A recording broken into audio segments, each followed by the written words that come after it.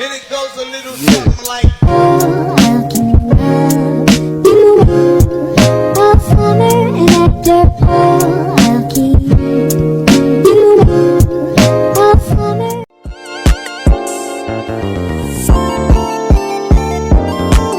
Peristiwa pertempuran Ambarawa dimulai saat terjadi insiden di Magelang.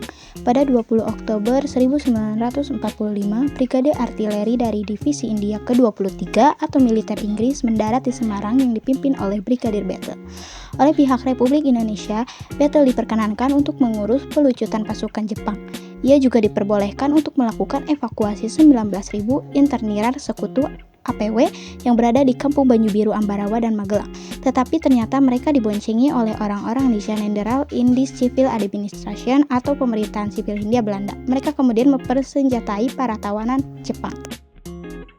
Pada 26 Oktober 1945, insiden ini pecah di Magelang. Pertempuran pun berlanjut antara Tentara Keamanan Rakyat atau TKR dengan tentara Inggris.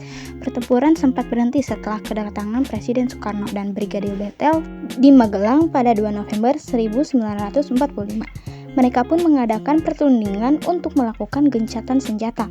Melalui perundingan tersebut tercapai sebuah kesepakatan antara lain pihak Inggris akan tetap menempatkan pasukannya di Magelang untuk melakukan kewajibannya melindungi dan mengurus evakuasi APW. Jalan Raya Magelang Ambarawa terbuka bagi lalu lintas Indonesia dan Inggris. Inggris tidak akan mengakui aktivitas NICA dalam badan-badan yang berada di bawah kekuasaannya. Sayangnya, pihak Inggris mengingkari perjanjian tersebut. Kesempatan dan kelemahan yang ada dalam pasal tersebut dipergunakan Inggris untuk menambah jumlah pasukannya yang berada di Magelang. Pada 21 November 1945, pasukan Inggris yang berada di Magelang ditarik ke Ambarawa dan dilindungi oleh pesawat-pesawat udara. Pertempuran mulai berkobar pada 22 November 1945 saat pasukan Inggris melakukan pengeboman terhadap kampung-kampung di sekitar Ambarawa. Pasukan TKR bersama pasukan pemuda lain yang berasal dari Boyolali, Salatiga, dan Kartasura membentuk garis pertahanan sepanjang rel kereta api dan membelah kota Ambarawa.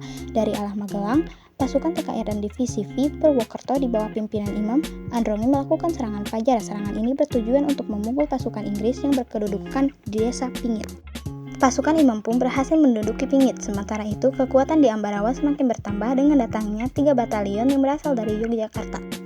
Mereka adalah Batalion 10 Divisi X di bawah pimpinan Mayor Soeharto, Batalion 8 di bawah pimpinan Mayor Sarjono, dan Batalion Sugeng. Meskipun tentara Inggris sudah dikepung, mereka tetap mencoba menghancurkan kepungan tersebut. Akhir pertempuran pada 11 Desember 1945, Kolonel Sudirman mengadakan perundingan dengan mengumpulkan para komander sektor. Berdasarkan dari laporan para komander sektor, Kolonel Sudirman menyimpulkan bahwa posisi musuh sudah terjepit, maka perlu segera dilancarkan serangan terakhir, yaitu serangan pendandakan dilakukan serentak dari semua sektor. Tiap-tiap komandan sektor memimpin serangan. Para pasukan badan-badan perjuangan disiapkan sebagai tenaga cadangan. Serangan akan dimulai pada 12 Desember pukul 4.30 pada 12 Desember 1945.